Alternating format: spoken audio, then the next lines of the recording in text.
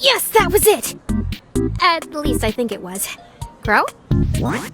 Who the hell is that? No.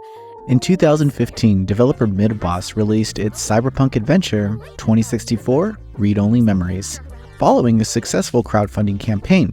Set decades from now, in the eponymous year of 2064, its narrative explores the concept of artificial intelligence and the relationship between humans and robots. It wrapped itself up in a somewhat wonderfully retro pixel art package. I honestly loved it and considered it one of my favorite games ever. Its cast and characters was so charming and full of depth, while the mystery it presented to the players was genuinely gripping.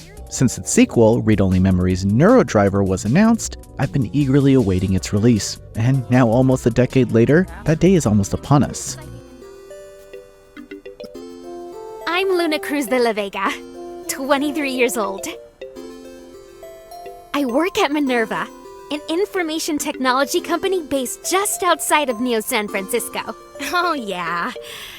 Even though May 16th is nearly here, I was allowed to play through a preview build and witness some never-before-seen content. Covering the first few chapters of the game, it's interesting to see the original game's familiar concepts blending with the new additions. Read-Only Memories Neurodiver plays out familiarly. It boils down to a point-and-click adventure game where the focus is exploring and examining your environment. However, from what I played, at least in the sense of progression, felt a little more linear this time around. The true set pieces of the game are the Neuro Dives, where our protagonist, ES-88, dives into the minds of others to help them regain their own memories, which furthers her investigation into the actions of the mysterious rogue Esper.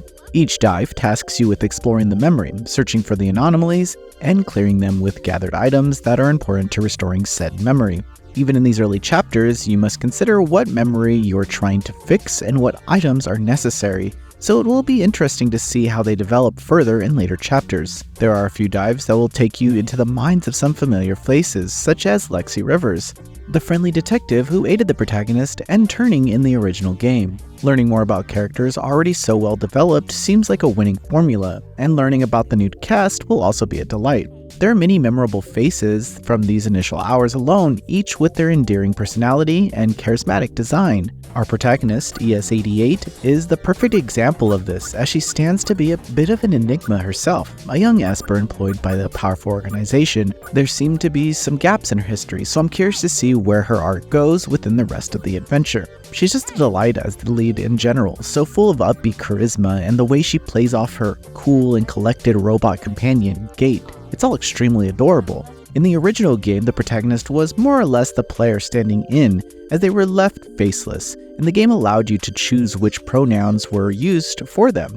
Since a large part of that game was about the player building a rapport with Turning, it made sense as a narrative choice. Now, with the named main protagonist in Neurodiver signaling a focus on the protagonist's journey, I was excited to see where ES-88's story will go.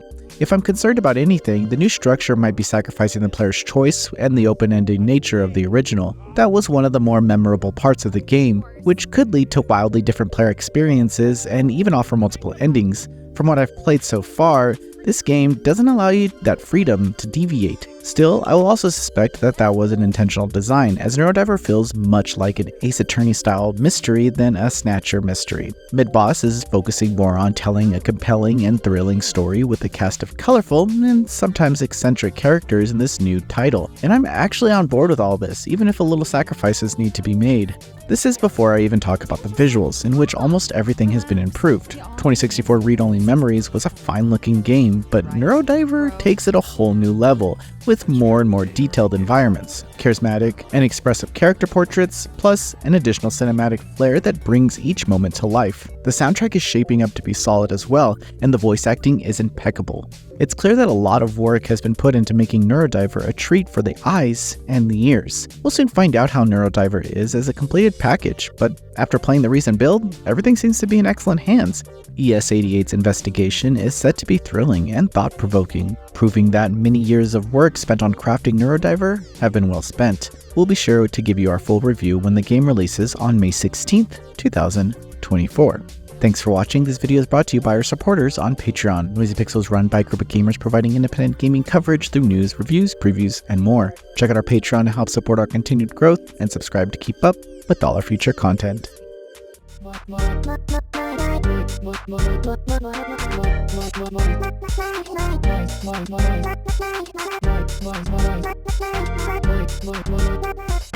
Voice pixel.